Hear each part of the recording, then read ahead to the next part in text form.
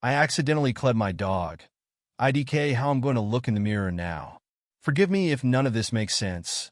Everything is still fresh, but I feel like I have no one to talk to about this. I'm sure there are similar stories of things like this happening to others. But holy FCK, I didn't expect it to happen to me. To set up some background info, I, 21F, live with my partner, 21M, with a family member of mine as a roommate, also 21F. My partner and I work 10-hour shifts on night shift, and my roommate works during the day but is currently focusing on her bachelor's program.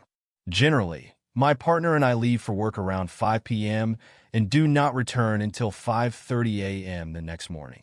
My roommate is in and out, depending on her limited work hours and classes. Yesterday started as any other day. My partner and I woke up. I walked out Chihuahua while he showered, and then we started packing our lunches. I noticed there was an active heat advisory from the National Weather Service in my phone and didn't think much of it. Extreme highs and extreme lows are common this time of year where I live. Anyways, while I was packing lunch, my Chihuahua started scratching at the balcony door. He does this all the time during warmer months. He absolutely loved to sunbath.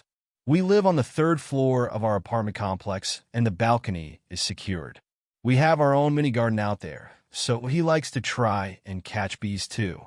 I let him outside and even made a comment along the lines of, "Oh, he's going to enjoy roasting out there," and laughed. I'm paraphrasing, but my partner replied, "Oh yeah, this is perfect dog's name. Chihuahua weather." And we left it at that. I want to change into work clothes and finish getting ready.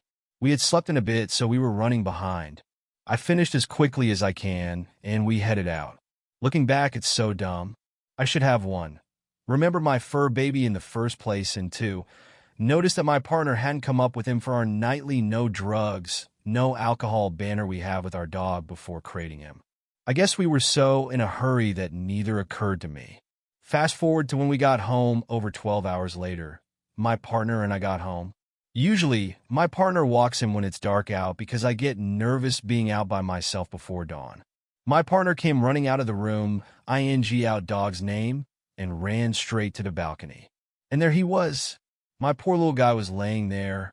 We called his name, and his eyes opened a little, but he was otherwise stiff. There were bugs everywhere, and the top of his tongue was black. We picked him up and wrapped him in a towel. The closest 24-hour emergency vet was a 30-minute car ride, but my partner got us there in 20. The whole time, I just kept rocking the bundle in my lap and petting him and talking to him, just trying to keep him with us. About halfway there, I noticed that his pupils were dilating when I turned on the car light, but I didn't want my partner to get upset, so I just sat there. When we got to the emergency vet, they immediately tried to administer CPR. It was honestly horrible to watch. You could hear these little squeaks as they pressed on him. At some point, they even brought out this drill thing and drilled beneath his shoulder blade to administer some sort of fluid or medicine, but nothing happened. Eventually, one of the nurses pulled us aside and told us they could keep trying, but they were pretty sure he was gone. Everything else was a blur. My partner walked outside and completely broke down. To add some more layers to how fed this was, our other dog, a pit bull mix, had passed in January 2023 due to GDV. I assumed he was having an allergic reaction. He was a senior, and he had been developing a lot of food sensitivities at the time, of some kind, and went to work while my partner drove that dog to the same emergency vet, again 30 minutes away. But that dog also passed on the car ride. However, with this dog, there was an accident on the interstate on the way there, so my partner was essentially trapped with our dead dog for 2 hours before he made it to the vet. I can't imagine how traumatizing that was for him, and I can't imagine the pain he must be in after having a second dog pass away so soon and going through the motions all over again. When we came back and they re-wrapped him in a towel and let us sit in a quiet room for a bit to cry and say our goodbyes. They gave us cremation options, took our little bundle, and we paid. Then we went home. My partner decided to go into work tonight due to a going-away party they're having for a co-worker of his. I was not scheduled to work, so I'm at home now.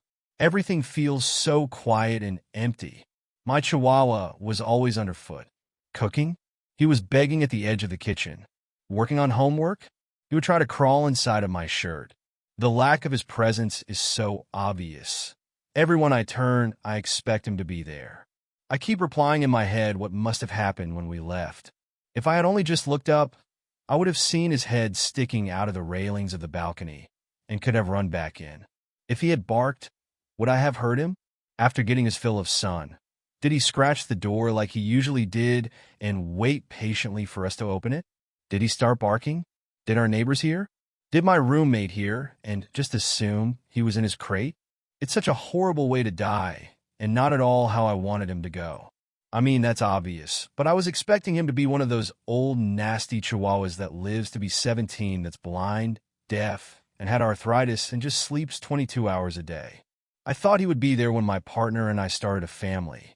He was such a good boy, especially for a chihuahua. He was crate trained, never barked unless he wanted the door open, was friendly to every stranger he met. Friends of ours would pet sit for him and jokingly ask us to swap dogs. He was incredibly goofy and would get the zoom eyes like nothing else. If you were reclining on a sofa, he likes to sit on your shoulder like a parrot.